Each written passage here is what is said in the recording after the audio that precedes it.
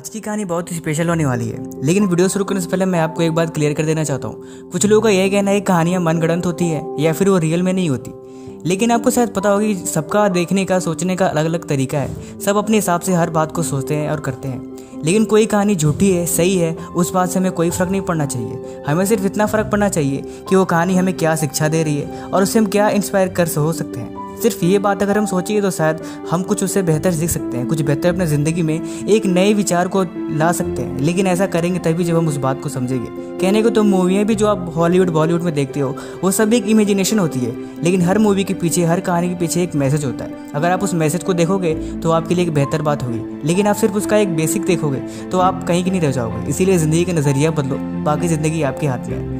तो चलिए कहानी शुरू करते हैं। आज की कहानी बहुत इंस्पायर होने वाली है आपके लिए, इसीलिए इस बात को आप अच्छे से रियलाइज़ करिए, क्योंकि ये कहानी बहुत ही इंटरेस्टिंग है और इसका एक एक लाइन ना काफ़ी आपके लिए मज़ेदार होने वाला है। ये कहानी एक ऐसी लड़की की जो गांव में रहती है और वो काफ़ी गरीब है, और वो इतना गरीब होती है कि वो उसके पापा भी अंधे होते हैं और वो अपने पापा के साथ गाँव में रहती है। उसके पापा गौरी के साथ साथ भीख मांगते थे, गलियों में जा के लोग उसे कुछ देते थे खाने के लिए, तब जाके शायद बात बनती थी।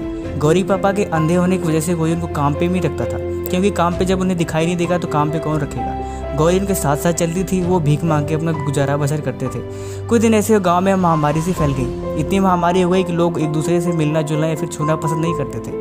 लेकिन गौरी बगल के पड़ोस में जाती थी, उसे पढ़ने का बहुत शौक था, लेकिन वो बगल के जाती थी, एक लड़का था आंटी का, उनके साथ बैठ के पढ़ती थी। लेकिन आंटी को ये बात पसंद नहीं थी कि वो चाहती थी अगर वो मेरे लड़के को छू दिया तो फिर क्या पता वो भी इन्फेक्टेड हो जाए। तो उसने एक बार तो मना ही कर दिया कि आप लोग ऐसे गंदे कुचले कपड़े पहनते हो, मेरे घर पे मत आया करो, क्योंकि हम लोग उससे संक्रमित हो जाएंगे तो इसके लिए बहुत खतरा बढ़ जाएगा। गौरी उस दिन पापा के साथ अपने घर पर चली गई और रात भर बैठ के रोती रही और रोती रोती सोती रही कि इस चीज़ को मैं कैसे बदल सकती हूँ। उस रात उसने डिसाइड किया कि वो डॉक्टर बन के अपने पापा की आंखों का इलाज करेगी और इस गाँव की महामारी के साथ साथ इस गाँव की सोच को भी दूर करेगी। लेकिन फिर वो सोच रही थी कि मैं करूँगी कैसे, मेरी उम्र भी छोटी है, मैंने अभी तक कुछ पढ़ा ही नहीं, क्या करना है कैसे करना है उसे कुछ नहीं पता। वो रात को रोती रोती अपने सारे ख्यालों में सो जाती है। फिर सुबह उठते ही उठते वो जाती है और जाते समय रास्ते में उसे गांव की शिक्षिका जो प्राइमरी स्कूल होता था वो उनसे मिल के सारी बातें बताती है।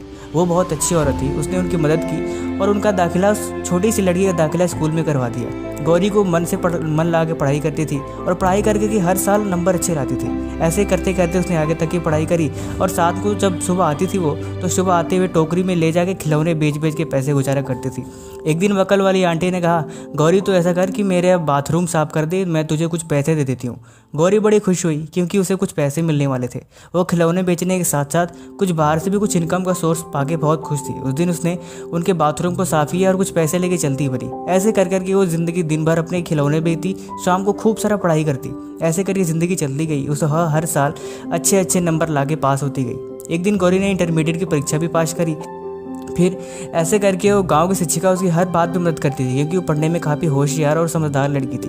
उसे हर बात पे गाइड करती थी, हर चीज़ उन्हें बताती रहती थी कि कैसे क्या करना है और कैसे करना है। एक दिन ऐसा हुआ जब गौरी ने एंट्रेंस एग्ज़ाम दे के और मेडिकल की पढ़ाई करने के लिए शहर के रवाना होना चाहा। उस दिन उसके पापा और उसके शिक्षिका ने दोनों ने उसको गांव के लिए अलविदा कहा। वो गांव से शहर के लिए चली जाती है, लेकिन उसे साथ में स्कॉलरशिप मिलती है जो उसके लिए बहुत अच्छी बात थी।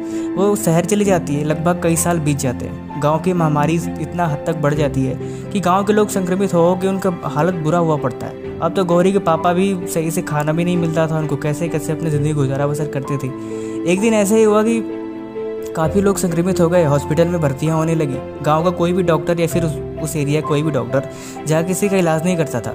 तब उसे बाद में पता लगा कि कोई शहर से डॉक्टर आने वाली हैं और वो स्पेशलिस्ट हैं और वो आके गांव का इलाज करेंगी। जब गौरी उस दिन गाड़ी से अपने गांव में आती है तो उसको देख के उसके पापा आँख से रोने लगते हैं। हालांकि वो देख नहीं सकते, लेकिन उस बात को रियलाइज़ करते हैं कि अब मेरी बेटी आ गई है। उस दिन गौरी काफ़ी बड़ी हो चुकी थी और उसका सपना भी पूरा हो चुका था।